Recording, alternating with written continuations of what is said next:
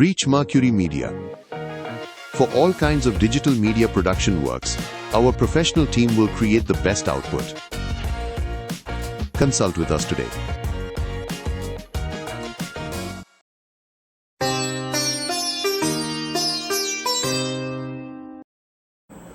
ஓம் சரணாகத தீனார்த்த பரித்ராண பராயணே சர்வஸ்யார்த்திகரே தேவி நாராயணி நமோஸ்துதே. வணக்கம் நேயர்களே, இது மகாலட்சுமி ஜோதிடம் வழங்கும் காலச்சக்கரம். உங்கள் அன்பு ஜோதிடர் ஸ்ரீராம்ஜி பேசுகிறேன். அனைவரும் நலமுடன் இருக்கிறீர்களா? நன்றாகத்தான் இருப்பீர்கள், நன்றாக இருக்க வேண்டும். இன்றைய காணொளியில் நாம் காண இருப்பது கேந்திரம் எனும் 4ஆம் இடம். இதுதான் தலைப்பு. ஒவ்வொரு ஸ்தானங்களின் வலிமை என்ன அப்படின்னு தொடர்ச்சியாக நம்ம பார்த்துட்டு வரோம். அந்த வகையில் இந்த 4ஆம் இடம், இந்த 4ஆம் இடம் அப்படிங்கிறது கேந்திரங்களில் வரக்கூடிய ஒரு முக்கியமான வீடு. ஜோதிட சாஸ்திரத்தில் கேந்திரம், திரிகோணம் அப்படிங்கிற வார்த்தையெல்லாம் நீங்கள் அடிக்கடி கேட்டிருப்பீங்க. நம்ம லக்னத்திலிருந்து 5வது வீடும் 9வது வீடும் லக்னமும் சேர்ந்து வரக்கூடியது ஒரு திரிகோணம். இது முக்கோணம் மாதிரி இருக்கும். 1, 5, 9. அதே நமது லக்னத்திலிருந்து 1, 4, 7 மற்றும் 10ஆம் வீடுகள் கேந்திரம். இது ஒரு வீட்டின் 4 தூண்கள் மாதிரி இருக்கும். வலிமையான வீடுகள் ஒரு ஜாதகத்தில் எதுன்னு கேட்டோம்னா கேந்திர வீடுகள் தான். அதாவது இந்த தூண்கள் மாதிரி இருக்கிறது, 4 சவுறு அப்படின்னு வச்சுக்கலாம். இந்த திரிகோணம்ங்கிறது அந்த சவுருக்கு மேலே வெய்யப்படக்கூடிய கூரை அப்படின்னு எடுத்துக்கலாம். கோபுரம் மாதிரி இருக்கு இல்லைங்களா திரிகோணம், அதனால். ஸோ அந்த வகையில் கேந்திரம் அப்படிங்கிறதுல சற்று வலுவான கேந்திரமா அப்படின்னு கேட்டோம்னா 4ஆம் இடம் சற்று வலு குறைந்த கேந்திரம் அப்படின்னு தான் சொல்லணும். ஏன்னா வலிமையான கேந்திரங்கிறது 10 தான்.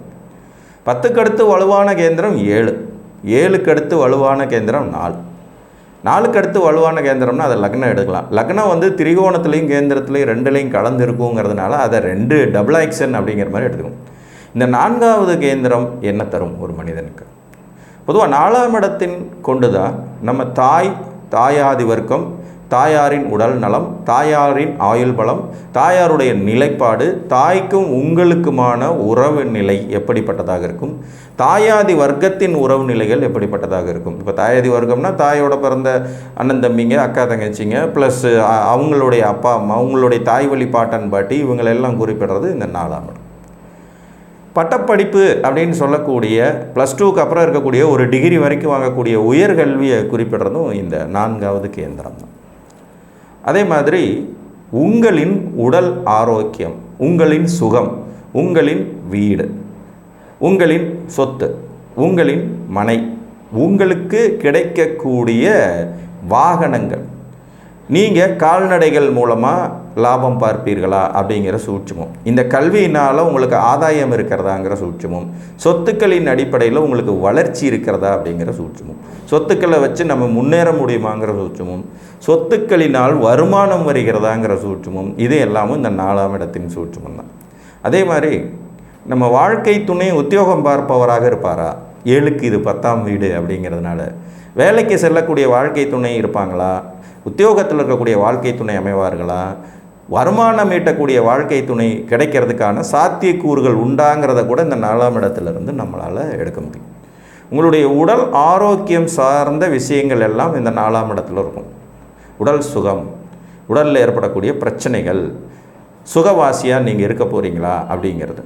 ஒன்றுக்கு மேற்பட்ட சொத்துக்கள் வாங்கும் யோகிதைகள் உண்டா அப்படிங்கிறதையும் 4ஆம் இடமே குறிப்பிடும். ஒன்றுக்கு மேற்பட்ட சொத்துக்கள். இப்போ 2 இடத்துல வீடு இருக்குது, காம்ப்ளெக்ஸ் கட்டி வாடகைக்கு விட்டுருக்கோம், கடை கட்டி வாடகைக்கு விட்டுருக்கோம் அப்படிங்கிறது மாதிரியான. இன்னும் ஒரு முக்கியமான அமைப்பு என்னன்னு பார்த்தீங்கன்னா முதலீடுகள். நீங்கள் இன்வெஸ்ட் பண்ணுறதுக்கான சூட்சுமங்களை உருவாக்குறது. இடத்துல காசு போட போகிறீங்களா? பேங்க்கில் ஃபிக்ஸட் டெபாசிட் போட போகிறீங்களா? ஃபைனான்ஸ் தொழிலாக செய்ய போகிறீங்களா? தங்கம் வாங்கி வைக்க போகிறீங்களா? கவர்மெண்ட் பாண்டுகள் வாங்க போகிறீங்களா? பங்குச்சந்தையில் முதலீடு பண்ண போகிறீங்களா? இந்த மாதிரியான முதலீடுகளை குறிப்பிடுற இடமும் 4 தான். பல வகையான முதலீடுகளை குறிப்பிட்ற இடம் 4. சொத்து சுகம் அப்படிங்கிற சொத்தும் அங்கே தான் ஒழிஞ்சிருக்கு, சுகமும் அங்கே தான் ஒழிஞ்சிருக்கு, படிப்பும் அங்கே தான் ஒழிஞ்சிருக்கு, தாயாதி வர்க்கமும் அங்கே தான் ஒழிஞ்சிருக்கு, தாய் சுகமும் அங்கே தான் ஒழிஞ்சிருக்கு, தன் சுகமும் அங்கே தான் ஒழிஞ்சிருக்கு. வாழ்க்கை துணையின் உத்தியோக வலிமை, சம்பாத்திய வலிமை, வேலைக்கு போகிற வலிமையும் இந்த வீட்டுக்குள்ளே தான் ஒளிந்திருக்கிறது. இதை தவிர்த்து உங்களுக்கு கிடைக்கக்கூடிய பதவிகள், பட்டம், உயர்நிலை யோகிதை, வேலையில் உங்களுக்கு கிடைக்கக்கூடிய முன்னேற்றம், அரசு வேலைக்கான சாத்தியக்கூறுகள், அதிகார பதவிக்கு வருவீங்களாங்கிறதுக்கான சூட்சுமங்கள், அரசியலில் ஆதாயம் கிடைக்குமாங்கிறதுக்கான வாய்ப்புகள், ஒப்பந்த அடிப்படையில் செய்யப்படும் தொழில்கள்னால் கிடைக்கக்கூடிய யோகங்கள், அசையும் மற்றும் அசையா சொத்துக்களை குறிப்பிடும் அமைப்புகள், வசதிமிக்க வாகன யோகங்கள் கிடைக்கிறதாங்கிற அமைப்பு, வாகனத்தை கொண்டு செய்யப்படும் தொழில்கள்னால் ஆதாயம் இருக்குமாங்கிறது அமைப்பு, வீடுகள் கட்டி வாடகைக்கு விட்டு அதன் மூலம் வருமானம் பெற முடியுமாங்கிற அமைப்பு, தோட்டங்களின் மூலம் வருமானம் வருவதற்கும் விவசாய தொழிலில் ஆதாயம் கிடைக்குமாங்கிறதுக்குமான அமைப்பு, கால்நடை வளர்ப்பின் மூலமாக வருமானம் பெற முடியுமாங்கிற அமைப்பு, திரவ பொருட்கள் கொண்டு செய்யப்படும் தொழில்கள்னால ஆதாயம் கிடைக்குமாங்கிற அமைப்புன்னு இதில் ஒரு கம்ப்ளீட் பேக்கேஜ் மாதிரியே இருக்கும். இது பொதுவாகவே வருமானம் தரக்கூடிய ஒரு வீடு. கேந்திரங்கள்னாலே வருமானத்தை குறிப்பிடுறது. திரிகோணங்கள்ங்கிறது நம்மளுடைய பிறப்பு, முன்ஜென்மம், நமக்கு பிறக்கிற குழந்தைங்க, நம்ம அப்பாவுடைய இதெல்லாம் இந்த மாதிரியான விஷயங்களை குறிக்கும். திரிகோணங்கிறது சென்டிமெண்ட் ஸ்தானம். கேந்திரங்கிறது முயற்சிகள் மற்றும் வருமானம், சொத்து சேர்க்கும் யோகியதைகளை குறிக்கக்கூடிய ஸ்தானம்.